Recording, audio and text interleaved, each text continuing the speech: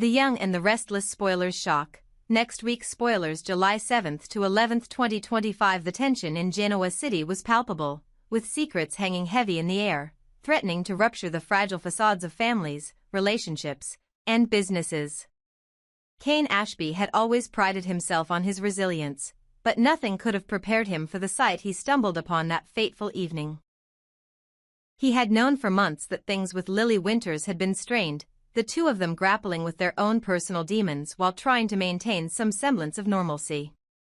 But when he walked into the room and saw her lips pressed against Damian Cain's, his world shattered into 1,000 pieces. Cain's heart pounded in his chest as his gaze lingered on the two figures, locked in an embrace that left no room for doubt. It was not just a kiss, it was a betrayal. His emotions spiraled into chaos, and for a moment everything around him blurred into insignificance. The family he had fought so hard to protect, the love he thought they shared, all felt like it was slipping away like sand through his fingers. He had always suspected something between Damian and Lily, but seeing it for himself, that was a different level of agony. But as Cain stood there, paralyzed by the scene unfolding before him, Damian's voice cut through the tension, almost as if he were aware of Cain's presence before he even stepped into the room. "I understand why you want her back," Damian said, his tone smooth and confident. "She's everything you could ever need, Cain. But she deserves more than what you've been offering her." Lily, breathless from the kiss, pulled away just enough to meet Damian's gaze. "I need something new," she replied, her voice tinged with a sense of finality. "I can't be trapped in a life that no longer makes sense to me. I'm done being constrained by what I've known. I need to break free." Cain's fists clenched at his sides, his nails digging into his palms, as the words hit him like a physical blow. He wanted to scream, to fight, to demand answers, but the overwhelming pain made it impossible. His breath hitched in his throat as he slowly turned away from the scene, retreating into the shadows of the hallway. He needed air, needed to think, but all he could hear in his mind was the sound of his heart cracking, each beat reverberating with the weight of betrayal. Meanwhile, across town, Danny Romalotti found himself standing in front of the grand mirror in his apartment, carefully adjusting his tie. His heart raced as he prepared for one of the most significant moments of his life. Proposing to Christine Blair. They had been through so much together, their relationship having withstood every storm that life had thrown their way. Danny had known, deep down, that Christine was the one for him. She was his anchor, the person who kept him grounded when everything else seemed to fall apart. And today, he was going to make it official.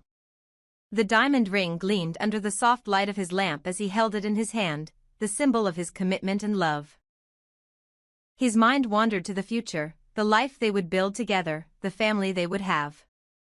But even as he thought of all that could be, his mind couldn't help but drift back to the ongoing whirlwind of drama that had plagued Genoa City. Cain and Lily's troubled relationship, the constant power struggles at Newman Enterprises, and the unspoken tension between various families in town, it all seemed like too much to bear at times. But in that moment, as he looked at the sparkling ring, Danny knew that he was ready to face whatever challenges life threw at him. He was going to ask Christine to be his forever. Back at the Abbott estate, the evening's events were about to take another unexpected turn. Audra Charles was in her room, preparing for a meeting with Kyle Abbott. Her mind was focused on the growing tensions surrounding the fragrance war with Jabot. But tonight, her attention was divided. She had always known how to get under Kyle's skin, how to use her allure to distract him when necessary. And tonight, she was going to do just that. She draped herself in a sheer robe, her skin barely covered by the thin fabric, and made her way to the door. When she saw Kyle standing in the hallway, waiting for her to finish changing, she smiled coyly. "You don't need to wait outside," she teased, her voice dripping with sensuality. "I'm just changing in here." Without another word, she turned away, letting the robe fall open, revealing the barely there lingerie beneath. She could feel Kyle's eyes on her, the tension between them undeniable. He didn't respond immediately, his gaze lingering on her as if he were caught between desire and restraint. But Audra knew that Kyle had always been a man of control, at least, until now. As she turned back toward him, the robe fell from her shoulders completely, leaving her standing before him in nothing but the black lace. "How do you like what you see?" she asked provocatively, giving him a playful wink. Kyle's jaw tightened, but he didn't avert his gaze. "You're playing a dangerous game, Audra," he replied, his voice low and steady, masking the turmoil beneath. Audra's lips curled into a mischievous smile. "Maybe," she said, taking a slow step toward him. "But who's to say you're not playing along?" The air between them grew thick with tension, and Kyle, ever the professional, took a deep breath and looked away. "We should move this conversation to the dining room," he suggested, his voice betraying none of the emotions swirling inside. But as he turned to walk away, Audra's laugh echoed behind him, a sound filled with both amusement and something far more dangerous. Back at the Winters' residence, Cain had retreated to the solitude of his office, trying desperately to steady his racing thoughts. He couldn't shake the image of Lily with Damien, the kiss that had shattered his sense of security. What had gone wrong? What had he failed to see? He had spent so many years fighting to build a life with her, to protect their family, only to watch it all unravel in an instant. His mind kept replaying the conversation he had overheard, the words from Damien, Lily's cold dismissal of everything they had built together. It was too much to bear. Cain had always been one to avoid confrontation, but now, with his heart torn between anger and sorrow, he knew that it was time for a confrontation. He needed answers, but more than that, he needed closure. He couldn't keep living in the shadow of his unspoken fears. As the night drew on, the people of Genoa City remained oblivious to the emotional chaos that was brewing beneath the surface. In the coming days, the tangled web of betrayal, longing, and passion would only grow more complicated. Cain's heartbreak was only the beginning, and for those who had been caught in the crossfire of their tangled relationships, the fallout would be just as devastating. This narrative is structured to maintain the dramatic tension you described, with a focus on character emotions, motivations, and the personal and relational conflicts driving the plot. It has been written to be immersive, with the use of continuous prose to meet your character and plot expansion needs. The emotional landscape of Genoa City was about to undergo a seismic shift, as the characters grappled with their deepest desires, fears, and heartbreaks. Each personal journey was intertwined with the others, creating a web of conflict and resolution that would bring both joy and sorrow. Danny Romalotti was pacing in his apartment, his mind buzzing with excitement and nervous energy. He had planned the evening down to the finest detail, hoping to create the perfect moment for Christine Blair. For years, they had been through the highs and lows of life together, but tonight, Danny wanted to make it official. He was ready to ask Christine the question that had been weighing on his heart for so long. "Tonight is the night," he said quietly to himself, a sense of anticipation building within him. "I'll propose to her. She's the one." His thoughts were interrupted by a knock on the door. It was Daniel Romalotti, his son. "Hey, Dad, what's going on?" Daniel asked, stepping inside with his usual curiosity. Danny's face lit up as he greeted his son. "I've got something big planned, Daniel," he said, trying to contain his excitement. "I'm taking Christine to society tonight. We're going to toast to our past and our future, and I'm going to ask her to marry me." Daniel's eyes widened with surprise and admiration. "Wow, Dad, that's huge. You've got this. Christine is lucky to have you." Danny nodded, but a flicker of doubt crossed his face. "I just hope she says yes. I don't know what I'll do if she doesn't." Daniel placed a reassuring hand on his father's shoulder. "She'll say yes, Dad. You two belong together." As the evening approached, Danny's nerves began to rise, but he pushed them aside. This was a moment he had been waiting for, and he couldn't let fear stand in his way. He had carefully planned the evening, reserving a private table at Society, the upscale restaurant where they had celebrated so many milestones. It was here, surrounded by the ambience of elegance and intimacy, that he would make his proposal. Meanwhile, at Mariah and Tessa's apartment, the air was thick with unspoken words and unresolved tension.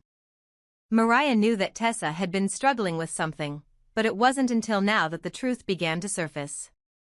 Tessa had been distant, frustrated, and closed off, and Mariah couldn't shake the feeling that something was terribly wrong. "Why are you so upset, Tessa?" Mariah finally asked, her voice gentle yet laced with concern. "I know you're angry, and I understand it. But we need to talk about this."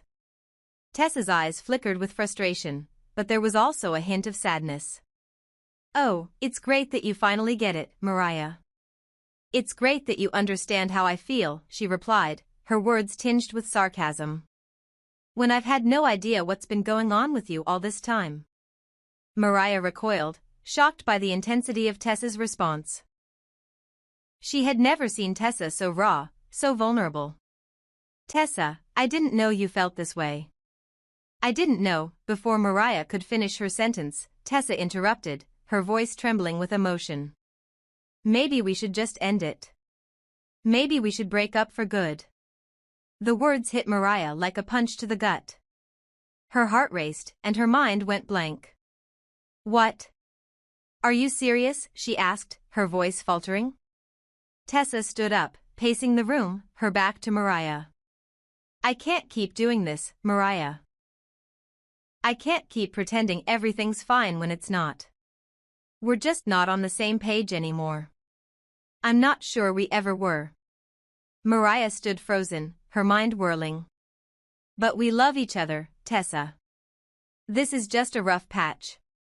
We've been through so much together, we can get through this, too." Tessa shook her head, her voice thick with emotion. "Love isn't enough, Mariah. Not when everything else is falling apart. We can't keep going in circles like this."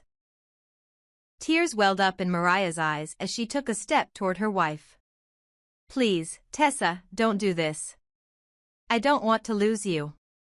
For a moment, there was silence between them, the weight of Tessa's words hanging in the air. Mariah could feel the distance between them growing, like an insurmountable wall. Her heart ached as she reached out, but Tessa pulled away, her expression unreadable.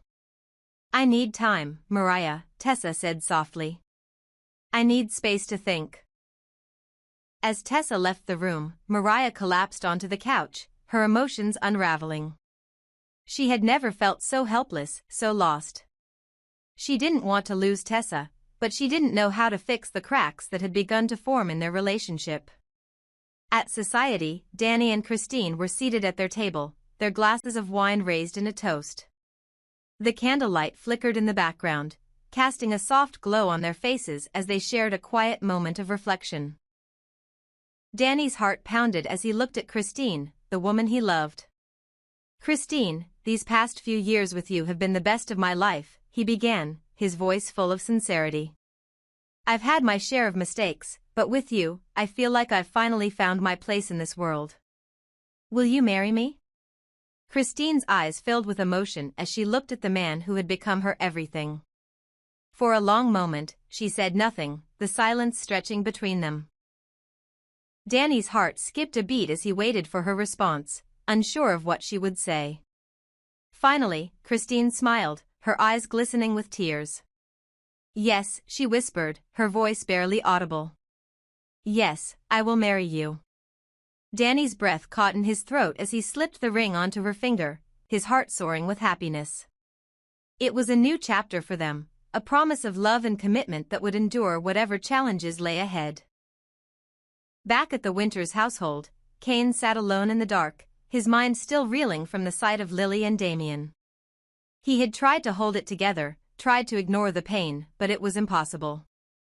The love he had once shared with Lily felt like a distant memory, and he wondered if there was any way to salvage what they had lost. As he stood up to leave, the phone rang, cutting through the silence. It was a message from Daniel Romalotti. He had a question for Cain, something to discuss about his own relationship. Cain let out a bitter laugh. He was the last person who should be giving advice on love. As the days passed, the intertwined lives of the people in Genoa City continued to unravel. Relationships would be tested, decisions would be made, and hearts would either heal or break. For some, the future was uncertain, but one thing was clear: nothing in Genoa City would ever be the same again. This narrative expands on the plot points you've provided, weaving them into a cohesive story. The focus is on the emotional struggles and turning points for each character, maintaining continuity with the established relationships while adding drama and tension.